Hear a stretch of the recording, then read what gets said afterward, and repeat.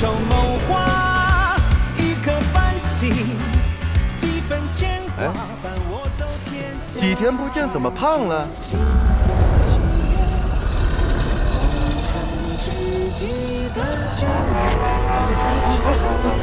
哎呦，出发了！那永恒也是瞬间。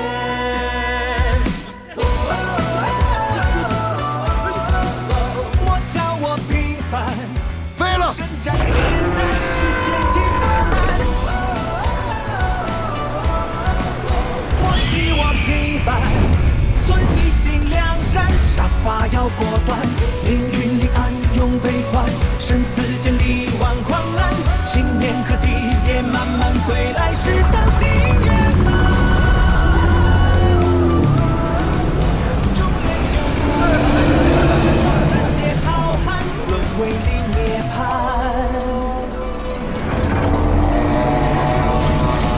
醉舞高歌海上山，天条成路几经难。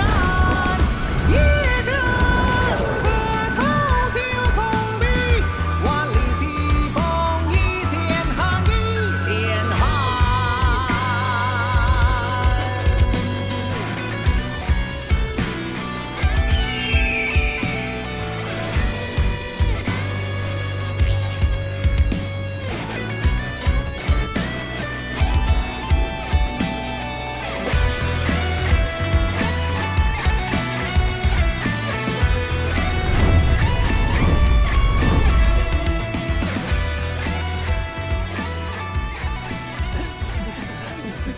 稳住！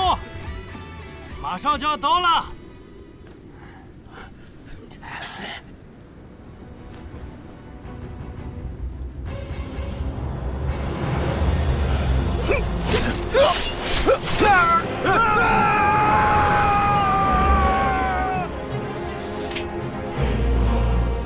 诸位，守住要领，绝不能让叶家堡的人拿到血莲花。遇到钦佩将营弟子，尽可能杀之、伤之，万勿暴露身份。这是自然。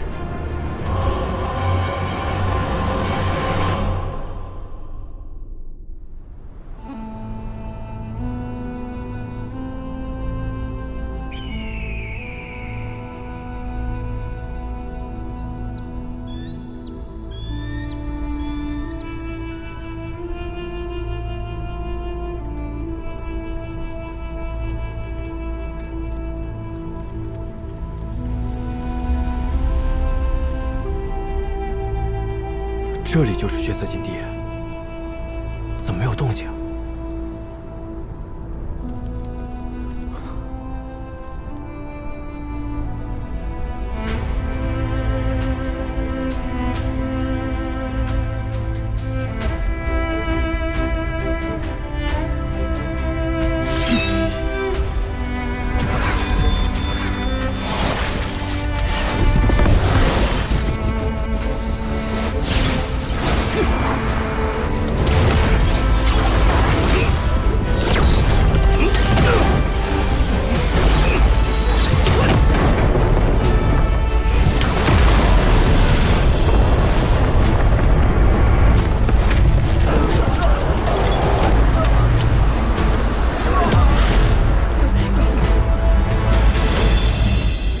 禁地开启。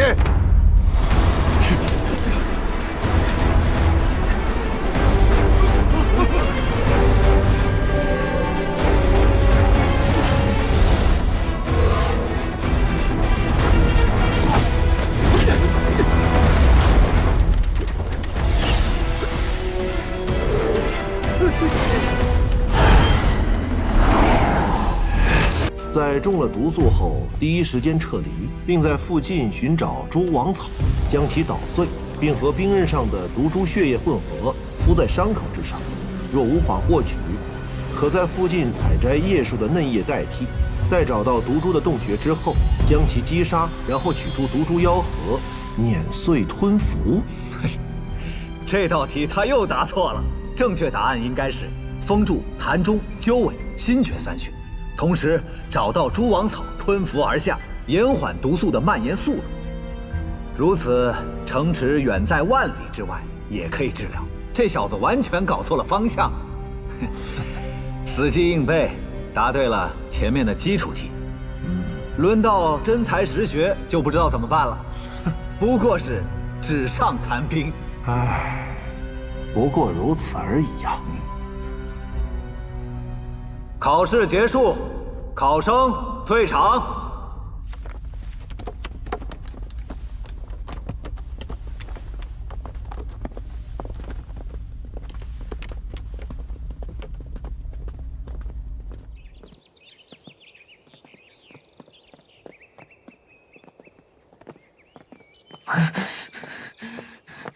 老天爷啊！我怎么这么倒霉？怎么这么难？这次不行，下次努力呗。清晨，试卷考得怎么样？希望了。看来这次真没什么希望了。还好。还好。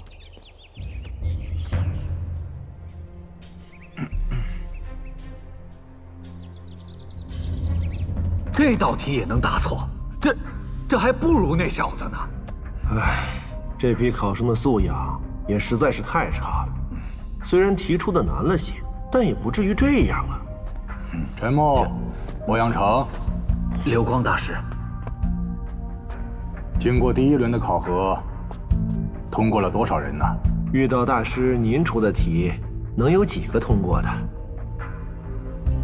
我出题虽然有些刁钻，但只需要细心分析，任何1品的炼药师都能给出正确的答案。若这样都能出错，让他们通过考核，只会是我们丹国的耻辱。炼药师除了实力之外，必须要细心，一旦出现差错，会造成严重的后果。我来看看。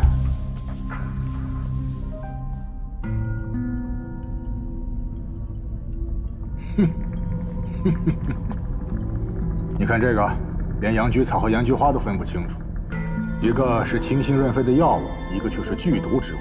若是让这样的人通过了考核，以后炼制丹药的时候出错，该追究谁的责任呢？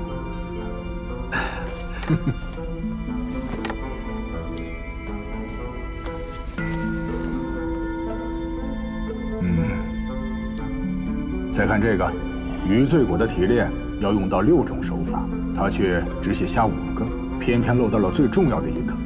药效都提炼不出来，怎么炼丹呢？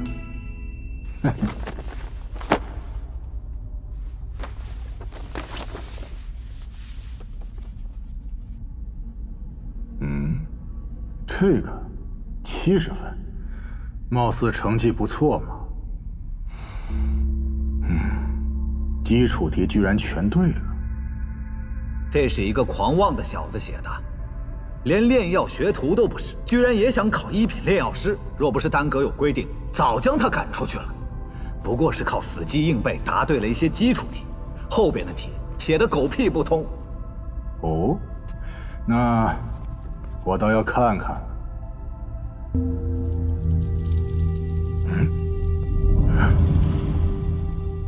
这个是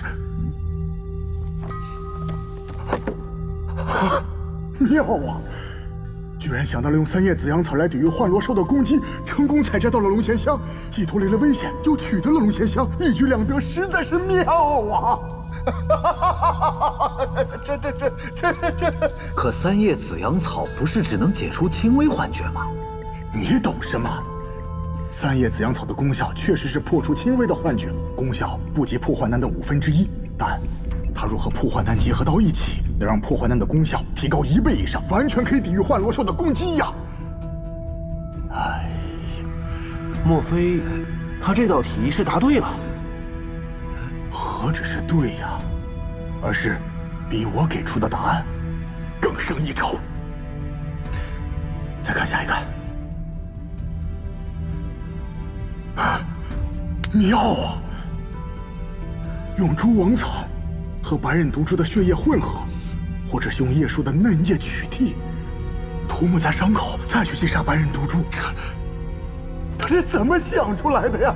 哎呀，你看这，刘大师，他这道题也答对了，简直是完美呀！这，白刃毒株的血液同样含有剧毒，但蛛网草和白刃毒株的血液中的毒素可以产生反应，涂抹在伤口之上，能暂时的免疫数个时辰白刃毒株毒素，恢复行动能力。除此之外，叶树的树叶同样具有相同的功效，只是时间略短而已呀。可即便如此，体内的毒素还是没有解除啊！而且吞服毒株的妖核，这不是找死吗？你懂个屁呀你！白刃毒株最强的便是它的剧毒，只要短时间内对它的毒素产生免疫，哪怕是人级的武者都能将其击杀。同时，蛛网草和毒株的妖核同服，能彻底消除残留在体内的毒素。如此一来，非但毒素全清，亦能击杀毒株，得到它身上的材料，比我给出的答案好了10倍不止啊！哎呀，这，你们居然给得了0分，猪脑子吗？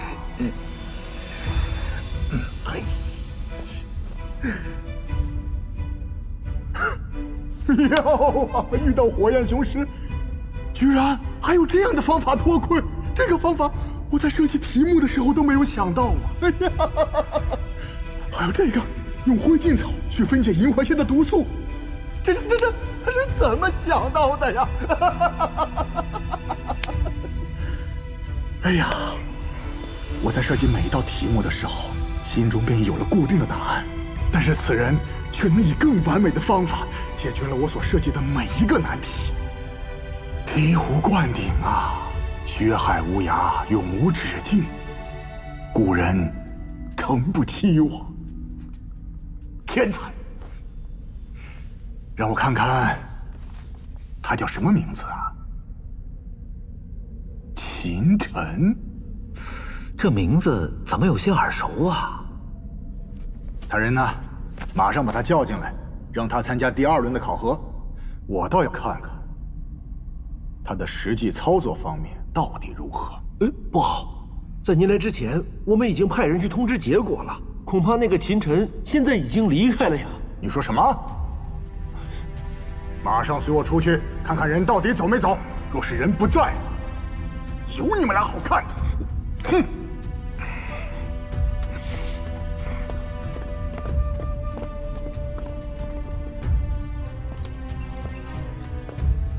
经过欧阳导师和陈木大师的批改，成绩已出，现行公布。魏震，啊，是我，大哥，我就说我在炼药一途上很有天赋的嘛。安静。魏震，多谢。赵灵山，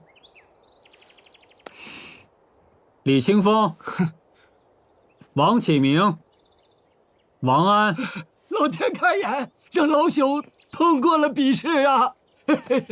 哎，这个王安30多岁才成为炼药学徒，这30年来，每年都要参加数次炼药师考核，总计不下上百次了吧？可始终没有成为一名炼药师。你们几个通过考核的，收拾收拾，跟我进来吧。且慢，为何我不在名单之中？没你名字，便是没有通过考核。我不可能没通过笔试。不可能，秦晨，你以为你谁呀？哼！好了，没你名字便是没有通过考核。你若再阻碍考核，别怪我不客气。秦晨，你以为炼药师的考核是那么容易的吗？可笑！哼！那我们先进去了。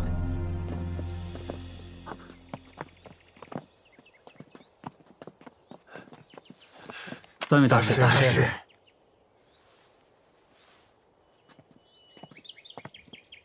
谁是秦晨？我便是。你是秦晨？流光大师，是陈木药师给他报的名，没有惹怒到您吧？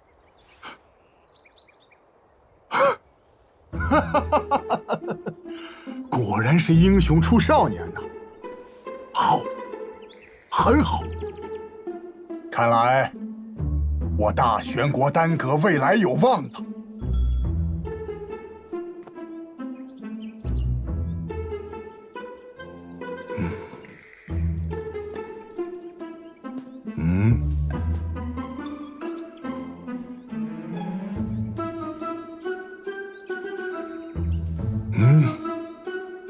好，你们7人随我一同进去，参加第2轮考核。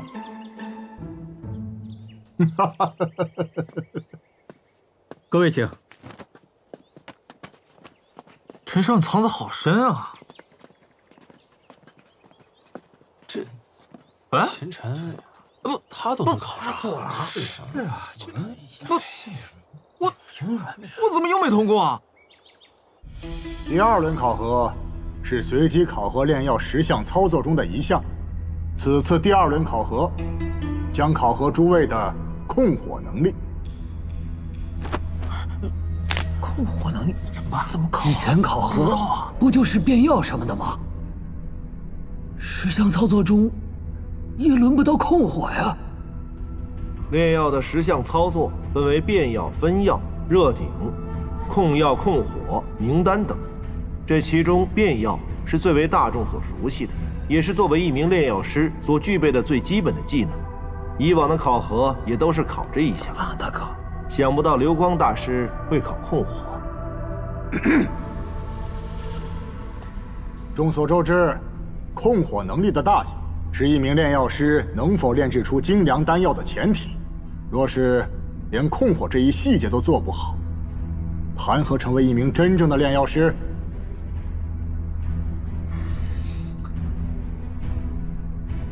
第一个，魏震，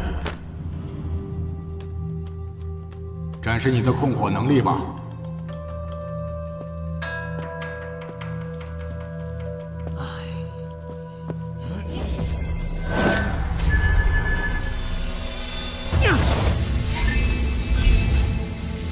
丹火分为很多种类，包括震火、真火、妖火、地火、天火等。其中，震火、妖火是后天所得，为外火；而炼药师自身真气所形成的火焰为真火，属于内火。炼药学徒没有专门修炼过火系功法，无法形成真火。掌握震火是炼药师最基础的。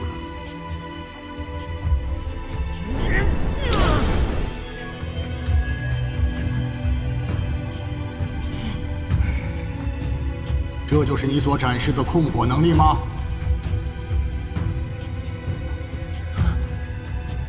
将你面前的火焰分为3朵，呈品字形，展示一下。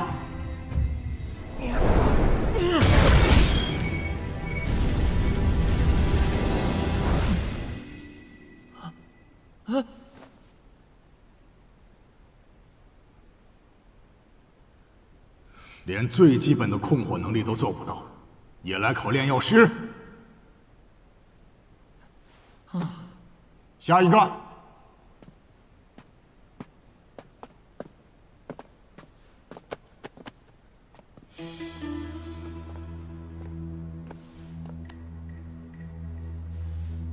众所周知，控火表面上考验的是炼药师控制火焰的能力。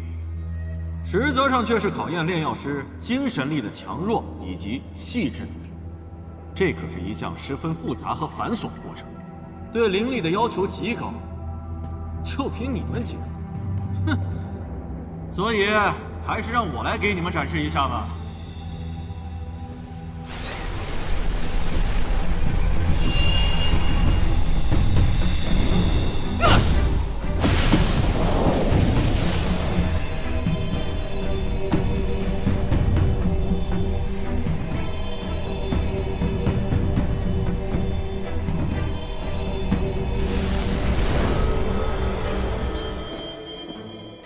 怎么回事？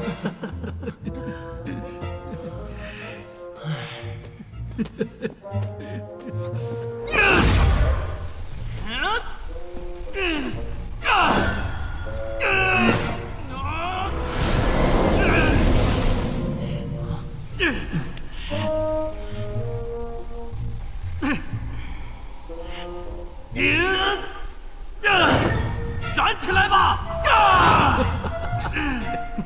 不是，考核失败。下一个，王启明。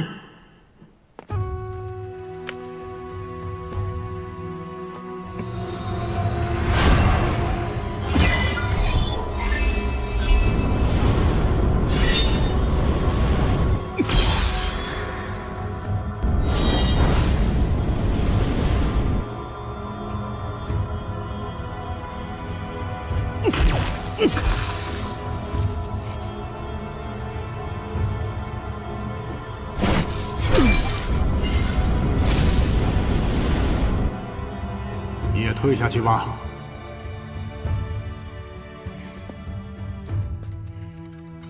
看来还是练刀更适合。这流光大师的要求也太难了点吧？这样下去，有谁能够通过呀？下一个，赵灵山。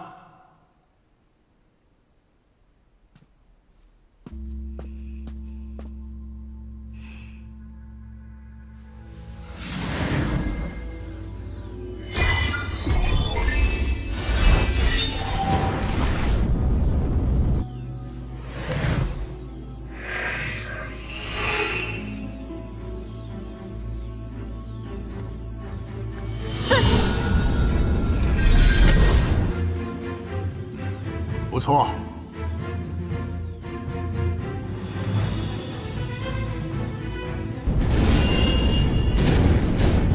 好，终于完成了一个。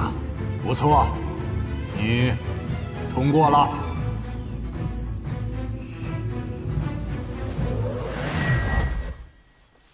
谢三位大师。下一个，李清风。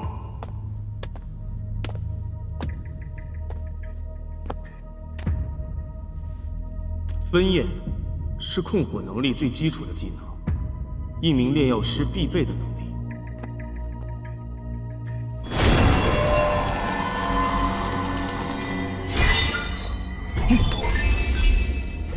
其实流光大师出的题目很简单，只要明白了火焰的属性，明白了聚火阵的运转，再加上一点点精神力的掌控，便很容易完成考核。三朵火焰是火焰结构里最基础的结构，一名真正的炼药师，在一阶精神力下，若是想要完成5朵，也并非难事。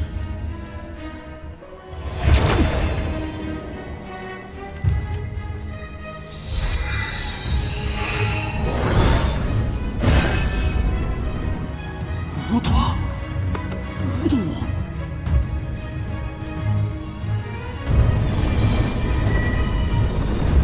简直是天才啊！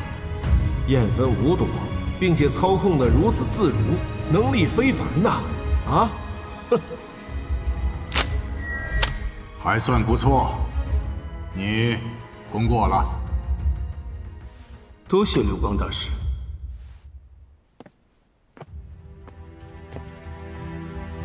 此人能够做到这一点，并非灵力有多过人。他觉醒的应该是一种火系血脉，天生对火焰敏感，修炼的也是火系功法，体内真气自带火焰属性，因此在控火上比其他炼药师轻松数倍，自然容易。下一个，王安。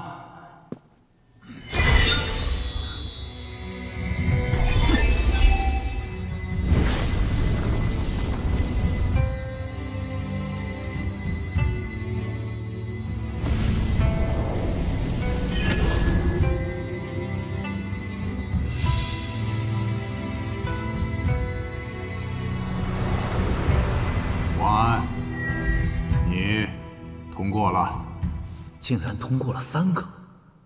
本以为第2轮考核会难到极致，谁想到6个人当中竟通过了3个，这也是超出预期了。下一个，秦晨。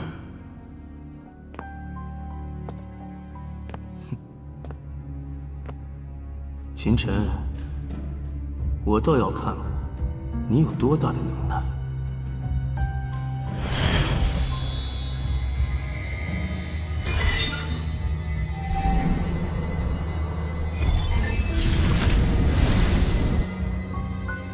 怎么只激活了一半的阵法？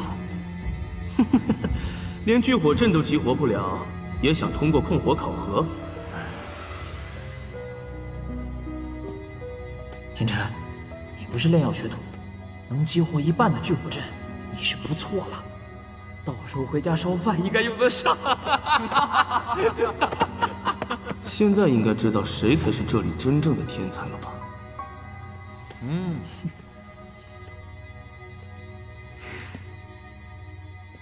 秦晨，你下去吧。激活了一半的聚火阵，根本无法做到焰分三毒，所以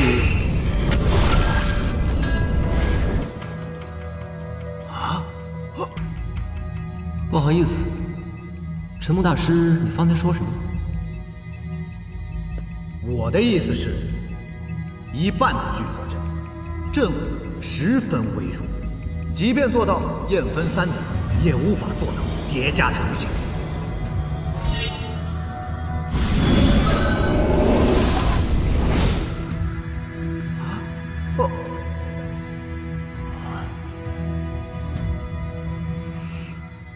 我没听清，大师，你方才说什么？这小子是故意玩我的吧？这不可能，只激活了一半的聚火阵，火焰十分虚弱，根本无法成型，更别说分焰和叠加了。你在作弊！谁说只激活一半阵纹就无法分焰叠加了？这还用别人说吗？这是每一位炼药师都具备的常识。你那算什么常识啊，李清风？那我问你，你知道这面前的聚火阵一共有多少道阵纹？我又不是阵法师，我怎么会知道？我这次不收你学费，破例告诉你，你面前的聚火阵属于1阶聚火阵，一共由108道阵纹构成。一般炼药师只需要激活36道主阵纹，便能形成稳定的火焰。通过控制副阵纹的数量，便能对火焰的温度、形态进行控制。此法可以大大解放炼药师的灵力。此次考核我一共激活了36道主阵纹，18道副阵纹。因为在这种情况下，炼制出的火焰十分稳定，而且也十分适宜分焰。这就是我为何只激活了一半阵纹的原因所在，这才是常识。简直胡说八道！我练控火这么久，从没听说过你们这些理论。3位大师，他这么说，只不过是想掩盖他作弊的手段罢了。说实话，我也没有听说过秦晨所说的理论。通过激活阵纹的多少来控制火焰的温度和形态，这的确是个新鲜的概念。普玉丹塔中3岁小孩都知道的东西，丹阁的3位正式炼药师居然都不知道。这大玄国的确偏僻落后。如果诸位大师不信的话，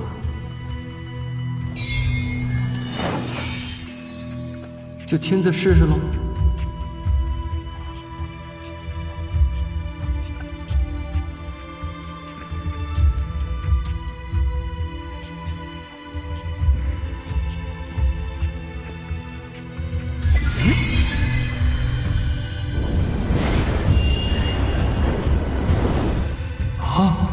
居然真的激活了！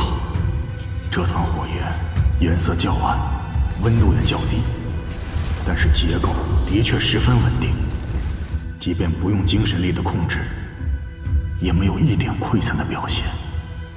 这等理论，我们之前居然都不知道啊！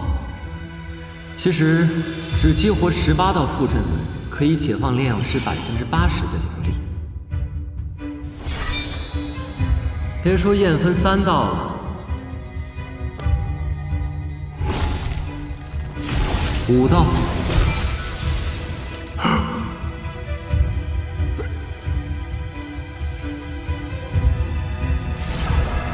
9道。不可能9道。都轻而易举。这怎么可能？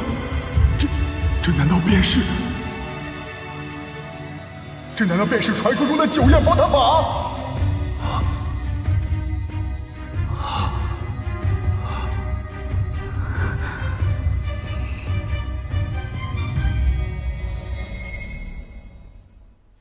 流光大师，流光大师，请问我的第2轮考核过了吗？通过，谁敢说不通过？这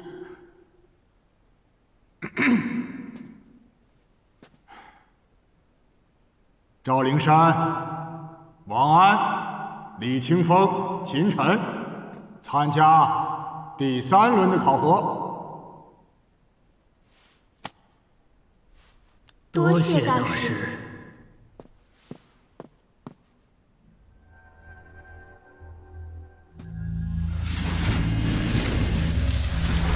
第3轮的考核是1品真元丹的炼制，每人仅有1次炼制机会。现在开始吧。太好了，1品真元丹的炼制并不难。这次考核我定要成功。上一次年末大比大意输给了你，这一次我一定要赢。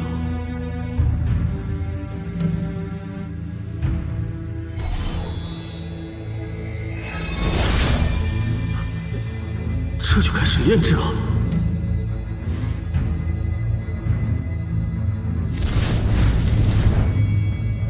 炼药过程复杂千变，前期的准备工作一定要细致到不能再细致才能开炼。1品真元丹虽说是常见的1品丹药，但炼制过程一点都不简单呐。这秦晨不会是连过2轮的考核，自大了吧？莽撞，太莽撞了。反正时间还长，有他在前面打头阵，正好观摩观摩。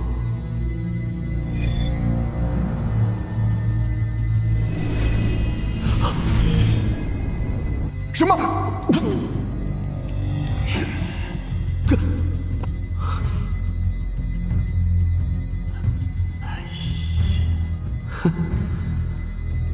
这秦晨以为炼丹药是炒菜了，随便将食材和佐料全部丢进去，煮熟了就行。即便是炒菜，食材和佐料的加入也得有一定的顺序吧？这哪里是在炼制啊，简直是在胡搞！这么多药材一同放进去，也不怕炸炉。本以为这个秦晨是麒麟之子，没想到在炼丹方面却一无所知。这么下去，极为容易炸炉。大家小心啊！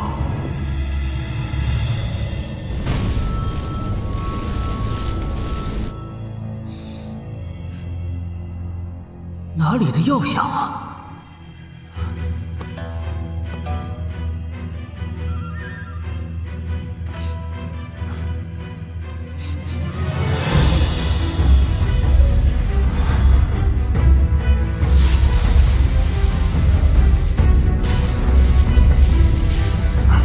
莫非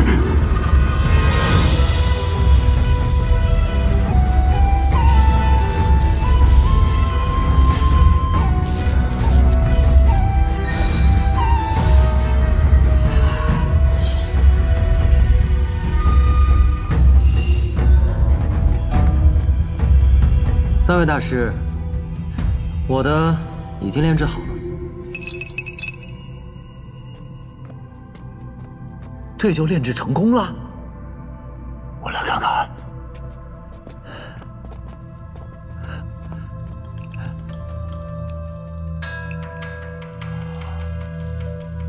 丹药饱满滚圆，通体纯白，如艺术品般完美无瑕。十分光滑，而且手指上没有沾染任何的药粉。只是这颜色为何是纯白？正常的真元丹不都略带青色吗？莫非是上等真元丹？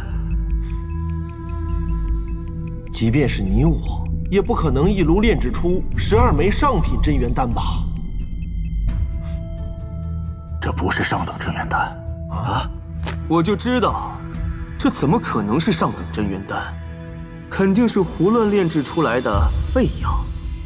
这是特等真元丹啊！顶级的特等真元丹！什么？顶级特等真元丹没错。老夫是2品炼药师，炼制过的1品丹药不下100炉，但是也仅成功过1次。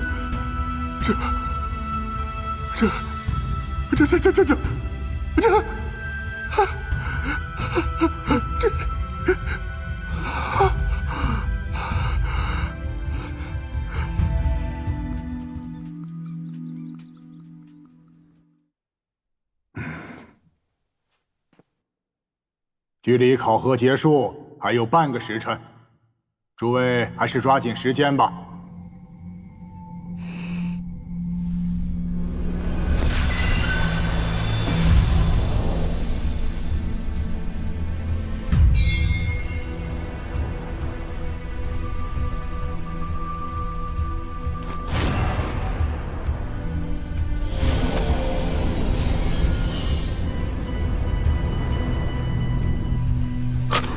够了！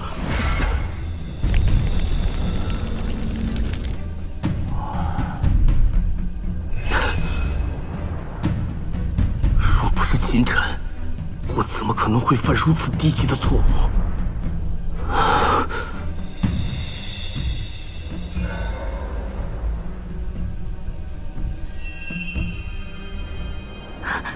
我成功了！恭喜你啊！谢谢。这秦晨连炼药学徒都不是，第一次参加考核就成功通过了。灵山郡主也一次通过了。看看我自己，唉，数十年苦练，若这次考核再次失败的话，便到此为止吧。可能我真的不适合做一名炼药师。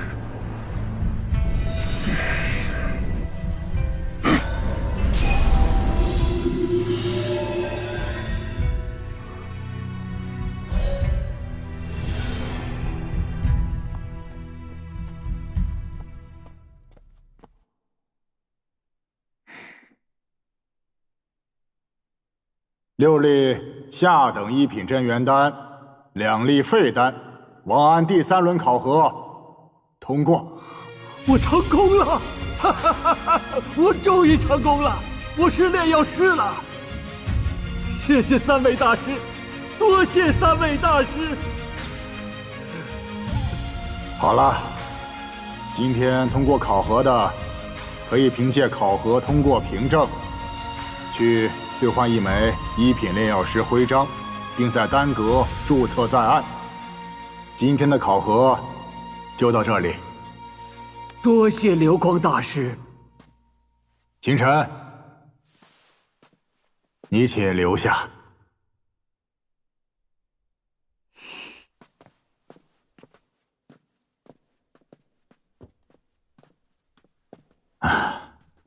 秦晨，你天赋卓绝，今后的前途无量啊！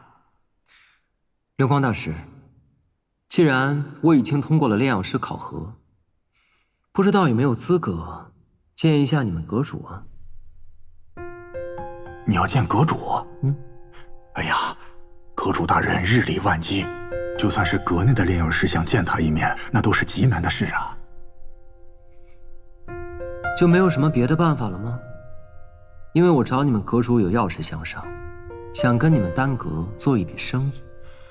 啊，我是丹阁的2品炼药师，这点做主的权利老夫还是有的嘛。可是此笔交易十分重要，可能还是要请你们阁主亲自处理。你没见过阁主大人，不知道阁主的脾气。若无大事，不要说你一个新进的炼药师，就算是老夫，恐怕不免要受到责罚的。你若执意要见，老夫也可以代为通报。好，那就有劳流光大师代为通报一下。既然如此，你便随我们一起回丹阁吧。请。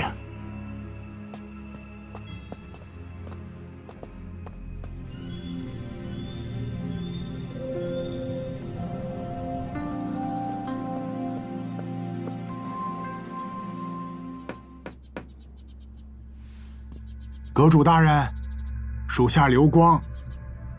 今日考核一名新进的炼药师，他说想要见您一面，跟丹阁谈一桩生意，必须要阁主亲自定夺。